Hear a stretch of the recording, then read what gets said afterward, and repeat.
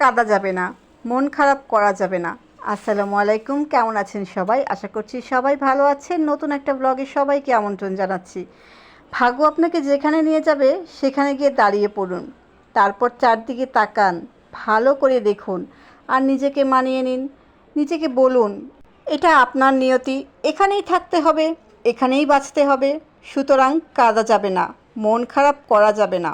আর যদি ভালো থাকা সম্ভব না হয় তাহলে অভিনয় করে হলেও যন্ত্রণার মধ্যে সৃষ্টিকর্তার জন্য বাঁচুন, তবুও বেঁচে থাকুন। আজকে লাউ দিয়ে মুরগির মাংস রান্না করছি।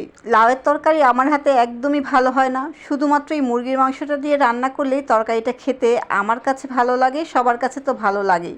আর যদি আমি অন্য কিছু দিয়ে রান্না করি বা ডিম, ইলিশ মাছ, চিংড়ি মাছ, যে কোনো কিছু দিয়ে রান্না করলে আমার হাতে একদমই ভালো লাগে না, কেমন জানি পানসে পানসে লাগে। তো আজকে